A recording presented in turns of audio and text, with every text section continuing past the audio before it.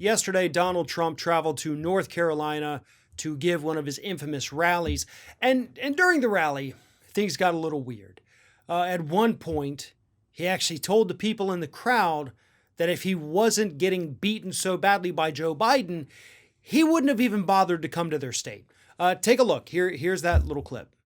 I got to tell you, I was sailing to an easy election. This was going to be so easy, I probably would have not been here tonight. I would have said, no, we don't have to bother.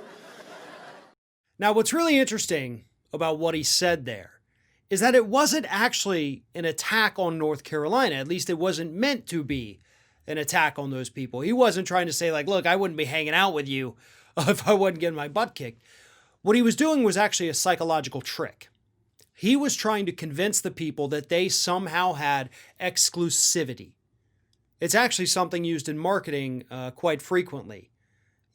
Limited time only. Only under these circumstances can you get this particular product, except the product Trump is selling is himself. And he's trying to tell the people that, hey, look, otherwise you wouldn't have had this opportunity. I wouldn't have been here. But I decided to do it. And I came to you. You're the special ones. You're the chosen ones. Like, if I didn't have to, I wouldn't. But I did, and so now we all get to be together. The man honestly thinks he's trying to sell some kind of limited edition soda to these people. And unfortunately, a lot of the people in that crowd buy it.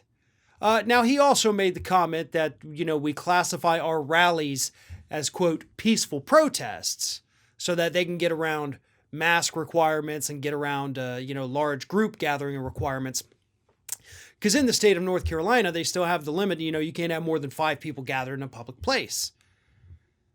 But they had a lot more than 5. And I guess it's because, as Trump admitted, they classify it as a peaceful protest. Now, I know in the clip, too, you saw the people behind him. Most of them were wearing masks. A lot of them looked like they were being gagged by the MAGA symbol. But most of the people in the actual crowd itself were not wearing masks. When you look at photos and videos that actually show the other people, no masks. So we're probably looking at another situation like the Sturgis motorcycle rally, where this Donald Trump rally ends up becoming a super spreader event because they weren't wearing masks, because somehow, according to these maggots, that is an attack on their personal freedom.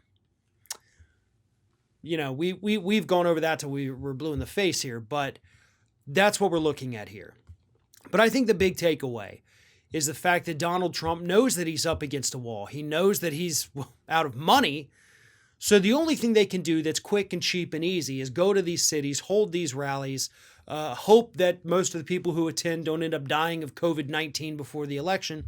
And then, maybe if they have money later on, they'll pay their bills that they owe to the city.